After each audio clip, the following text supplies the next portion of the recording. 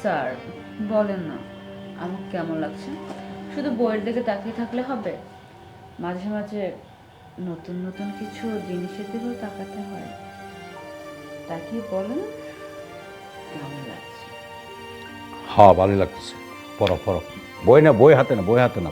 আচ্ছা, আপনি তো স্মার্ট কি করে হয়েছেন? আপনি কিন্তু অনেক সুন্দর। আপনাকে দেখে কেউ বুঝবেই না যে আপনার বয়স অনেক হয়েছে। দেখো, আমি কিন্তু তোমার স্যার,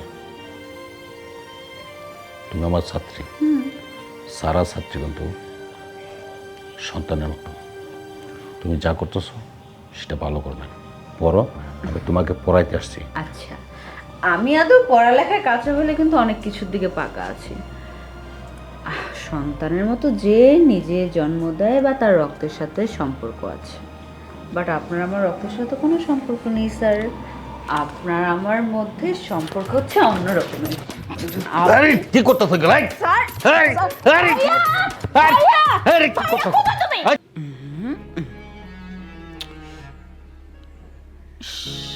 নেটওয়ার্ক এত সমস্যা। কি মোবাইলে পড়তেছো না বই পড়তেছো? বই আমি কেন পড়বো? আমার তো বইটাই পড়তে ইচ্ছা করে না। আমার মন চায় সারাদিন আমি শুয়ে বসে শুধু ফোন চাপবো। আপনার মন চাইলে আপনি ফোনটা বের করে চাপেন। মোবাইল রাখো, পড়ো পড়ো। দেখেন স্যার, এরকম কথা কথা ঝাড়ি দিয়ে কথা কইবেন না। আমি আপনার কইছি না আমার পড়ালেখা একটু মন নাই। আমার পড়ালেখা করতে মনে চায় না, আমার মনে চায় সারাক্ষণ আমি ফোন ঘাটাঘাটি করব। আমি পড়বো না পড়বো না পড়বো না। আপনার মন চায় আপনারটা আপনি পড়েন। দেখো এবার তুমি আগেও 7টা সাবজেক্টে ফেল করছো।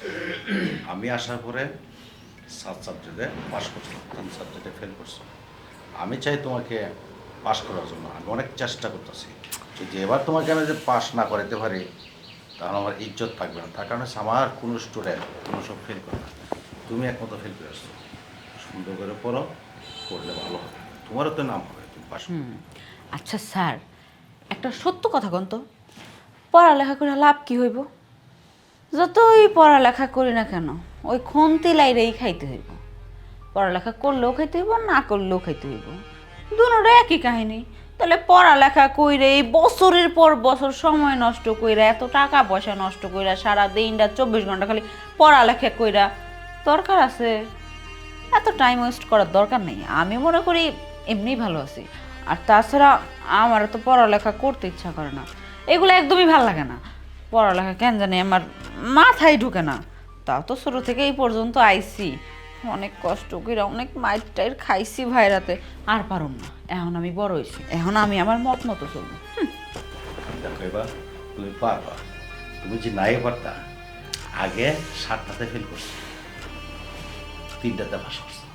এখন আমি আসার পথে 7টাতে পাস করছো, 3টাতে ফেল করছো। তার মানে তুমি পারবা। আর যে তুমি বললা যে পড়ালেখা করে খুন্তি লাগতে হবে, হ্যাঁ মেয়ে মানুষ তো খুন্তি লাগতে হবে পড়ালেখা করলে। দেখো আমাদের দেশের শিক্ষিতের হার কিন্তু 75%। এই জন্য আমার দেশটা অনেক উন্নত হয়ে গেছে। তুমি ওই দিকে মন নিও না, আমাদের ঘোরাঘুরি শিক্ষার দরকার আছে। পড়ালেখা তুমি পড়ো, পারবা না। স্যার আমি বলছি না আমি পড়তে পারবো না। এত বারবার একটা জিনিস নিয়ে কিসের জন্য ঘ্যান ঘ্যান করতেছেন? জান আপনি ভাইয়ের কাছে যাই কোন আপনার বোন পড়ানো শেষ, আমি পড়বো না আপনার কাছে।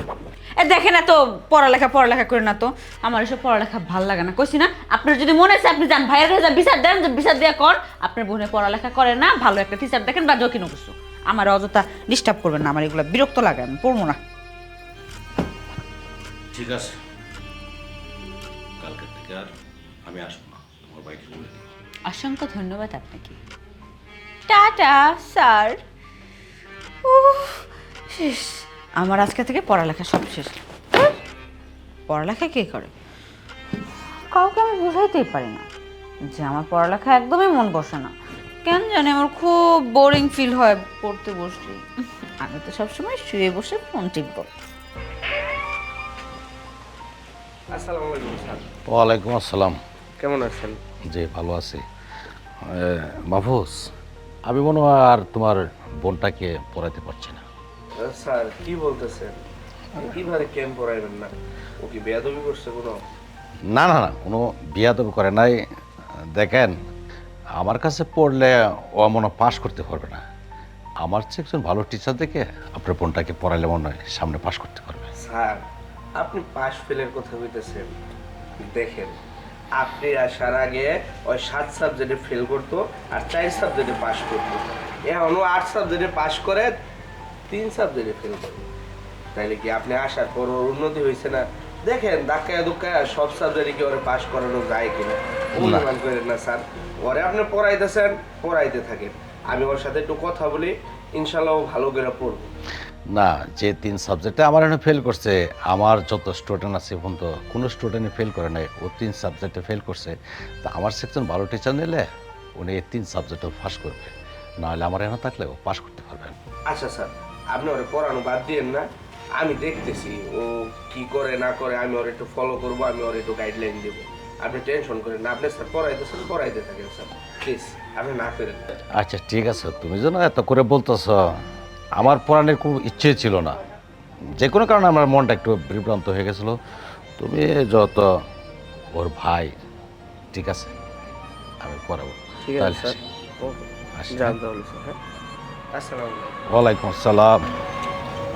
এইবার আরে দিয়া আর পারি না। এইবা এইবা এইবা এইবা এইবা, আরে কি হয়েছে? এটা রাখ, তোর রুমে খুঁজে আসলাম, পাইলাম না, এটা রাখ। আরে আমি ছাদের মধ্যে গাছে পানি দিতেছি, এখন আবার এই সেই সময় ডিস্টার্ব করতেছো তুমি। পড়ালেখা কি করবি নাকি একবারে বাদ দিয়ে দিছস? ও মা, এটা কেমন কথা? ভাই আমি কেন পড়ালেখা বাদ দিমু? আমি তো কোনোদিনও পড়ালেখা বাদ দিমু না। এই যে হাতটা দেখছস, এই হাতটা ঠাস করে গিয়ে তোর গালের মধ্যে পড়বে। স্যার কেন তোর নামে অভিযোগ করলো? স্যার কেন বললো যে তুই ঠিকঠাক মতো পড়াশোনা করস না, স্যার আর তোরে পড়াইবো না? কি কো? স্যার আমার নামে অভিযোগ করছে? দেখো ভাইজান, আমি জানি না স্যার তোমার কাছে কি কইছে না কইছে, আমি তো পড়ালেখা খুব সুন্দর করে করতেছি। উল্টা স্যারই এখন আমার ইদানিং সুন্দরভাবে পড়াইতেছে না, খালি পড়ার মধ্যে ফাঁকি দেয়। আধা ঘন্টা করে পড়ায় পড়ায় চলে যায়, আবার অনেক সময় দেখবা 2-1 সাবজেক্ট পড়ায়ও না। ও আচ্ছা, বুঝতে পারছি। স্যার আসার আগে ফেল করতে হয়েছে গিয়া 7 সাবজেক্টে, পাস করতে কয় সাবজেক্টে, বাকিগুলাতে। এ স্যার আসার পর কি হইলো, 7 সাবজেক্টে 8 সাবজেক্টে পাস করস, বাকিগুলাতে ফেল করস। তাহলে আমার বুঝার কি বাকি আছে স্যার কি ভালো পড়ায় না খারাপ পড়ায়?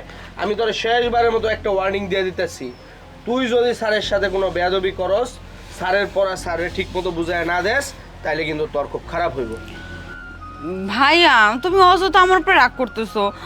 তুমি কি তোমার বোনরে বিশ্বাস করো না? আমি খুব সুন্দর করে পড়ালেখা করি। এখন স্যার তোমার কাছে কি কইছে আমারে কও না, দেখি স্যার কি এমন কইছে। আমি তোমার একদম সত্যি কথা কমো, স্যারের সমস্যাগুলো কোন কোন জায়গায়। আমি তো তোরে বিশ্বাস করি, ওই আসমানের মতন বিশ্বাস করি, কিন্তু তুই ওই আসমানের তে ঠাডা ফেলায়া আমার বিশ্বাস দিস ভাইঙ্গা। সমস্যা হয়েছে ওই জায়গায়, তোর লগে কথা বাড়ায় লাভ নাই। ঠিকঠাক মতন পড়াশোনা কর, যতদিন এই বাড়িতে আসস পড়াশোনা করতে হইব। আর যেদিন থেকে এই বাড়ি থেকে স্বামীর বাড়িতে চলে যাবি, ওই দিন থেকে তোর স্বামীর দায়িত্ব তোরে পড়াশোনা করাইবো না না করাইবো।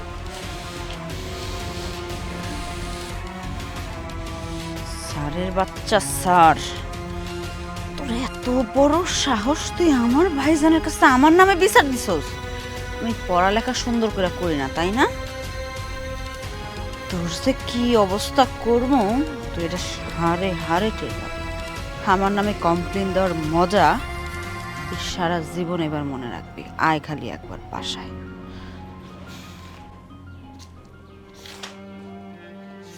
মেয়েটার কতগুলো পড়া দিয়ে গেলাম, একটা পড়া ঠিক করে না, একটা পড়া ঠিক করে নেই।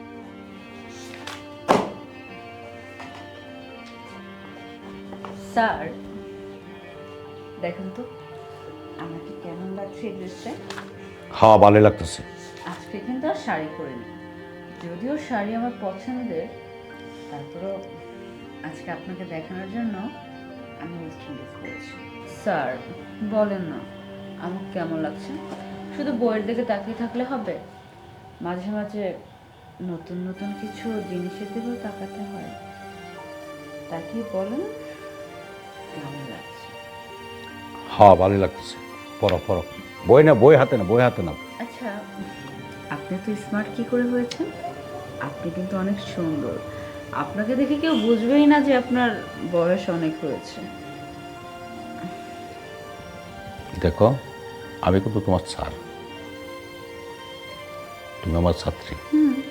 সারা ছাত্রী কিন্তু সন্তানের মতো। তুমি যা করতেছো সেটা ভালো করবে, পড়ো, আমি তোমাকে পড়াইতে আসছি। আচ্ছা, আমি আদৌ পড়ালেখায় কাছে হলে কিন্তু অনেক কিছুর দিকে পাকা আছি। সন্তানের মতো যে নিজে জন্ম দেয় বা তার রক্তের সাথে সম্পর্ক আছে, বাট আপনার আমার রক্তের সাথে কোনো সম্পর্ক নেই স্যার। আপনার আমার মধ্যে সম্পর্ক হচ্ছে অন্য রকমের। আরে কি করতেছো গলাই? স্যার, আরে আরে ভাইয়া! আরে কি করতেছো? কোথায় তুমি? আরে যে কি করতেছো? এই ছাড়ো, ভাইয়া! ছাড়ো। ভাইয়া, কোথায় তুমি? ভাইয়া, বাঁচাও আমাকে, ভাইয়া!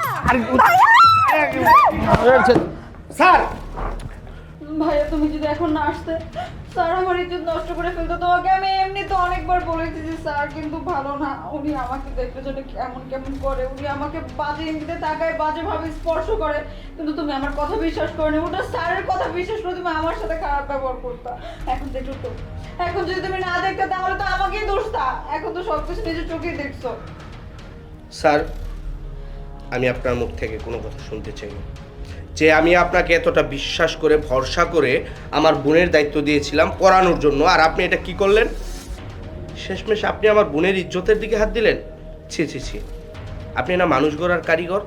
মানুষটা আপনাকে বিশ্বাস করে তার বোনকে, তার ভাইকে, তার সন্তানকে আপনার হাতে তুলে দেয়, আর সে আপনি কি করলেন? সেই বিশ্বাসের মর্যাদাটা রাখতে পারলেন না। ছি ছি ছি, আপনাদের মতন মূর্খ শিক্ষকদের জন্য আজকে সমাজের এই অবস্থা। অবশ্যই আপনার সেটা বিশ্বাস করে নিলেন যে আমি একজন টিচার হয়ে আপনার বোনের গায়ে আমি হাত দিব? আমি কাকে বিশ্বাস করব না?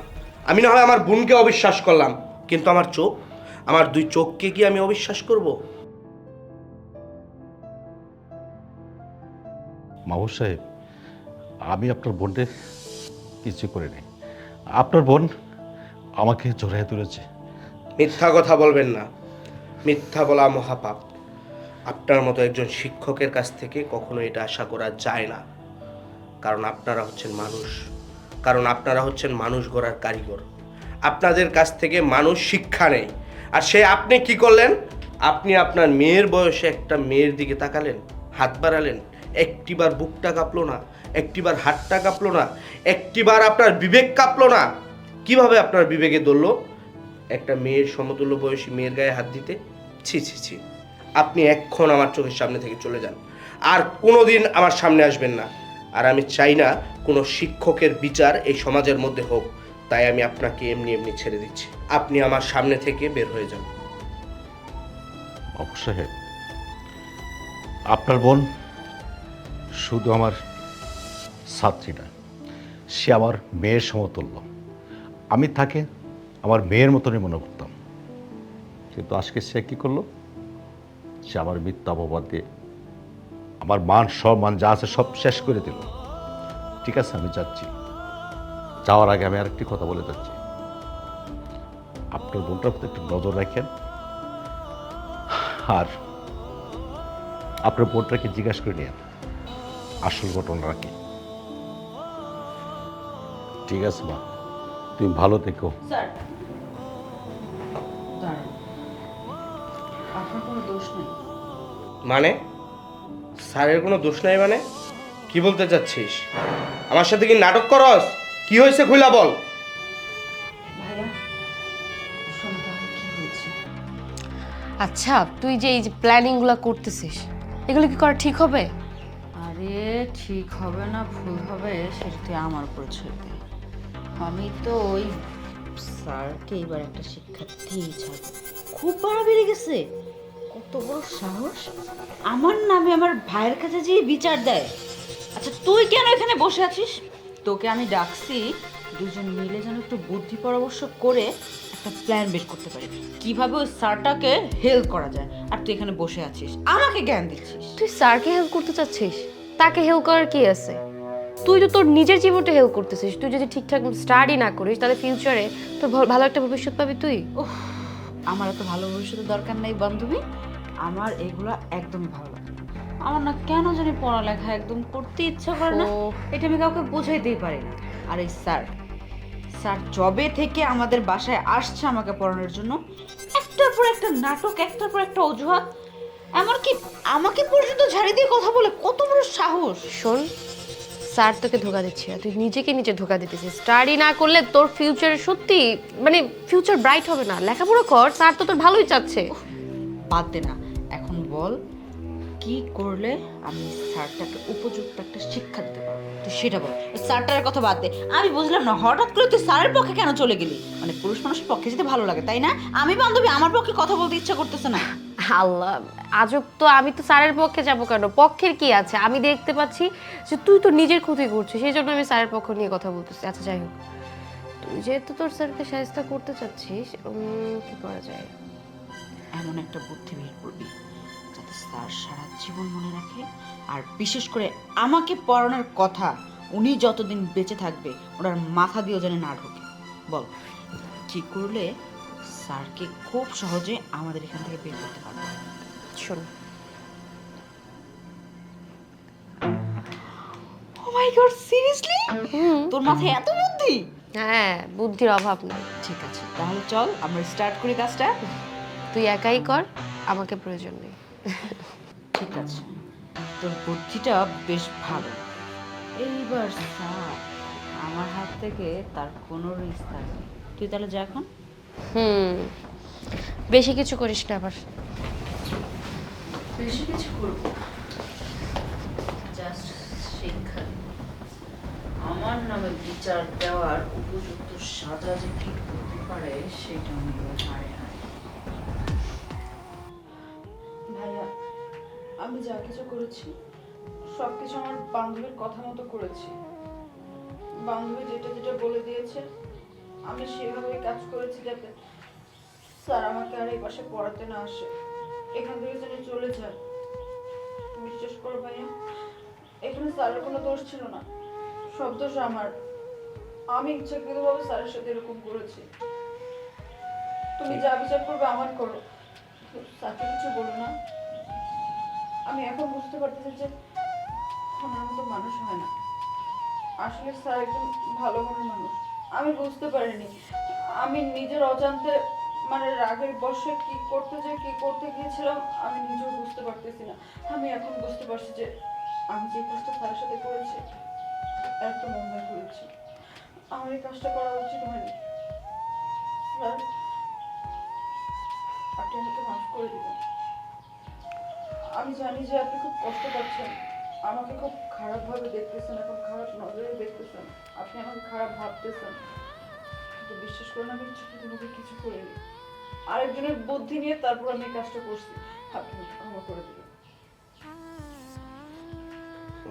স্যার, যেহেতু আমার বোন ভুল বুঝতে পারছে, আমার বোনকে আর আমার কিছু বলার নাই। মানুষ মাত্রই তো ভুল। ও যেহেতু ভুল করে ওর ভুল স্বীকার করেছে এবং ওর ভুল বুঝতে পেরেছে, আমার আর কিছু বলার নেই। তবে স্যার, আপনি আমাকে ক্ষমা করবেন। আমি আজকে প্রমাণ পাইলাম চোখের দেখা সবসময় সঠিক হয় না, মানুষের চোখের দেখাও ভুল হয়। আপনি দয়া করে আমার বাসা থেকে যাবেন না। আমি চাই আমার বোনের যতদিন বিয়ে না হয়, যতদিন ও এই বাড়িতে আসে, আপনি ওকে পড়াবেন, আপনি ওর শিক্ষা করুন। ঠিক আছে বাবা। স্যার, আমি আজকে থেকে আপনার কাছে পড়বো, আর কখনো পড়ালেখা নিয়ে আপনার সাথে ফাজলামো করবো না, আপনার সাথে খারাপ ব্যবহারও করবো না। আপনি যেভাবে পড়াবেন আজকে থেকে আমি সেইভাবেই পড়বো। ঠিক আছে, আমি মাফ করে দিছি। আজকে তো আমার মেয়ে যদি বলটা করতো, আমার মেয়েকে আমি মাফ করতাম না। আমার মেয়ের মতো মনে করি তোমার বোনকে মাফ করে দিলাম। ঠিক আছে, আজকে থাকো, আমি আসি।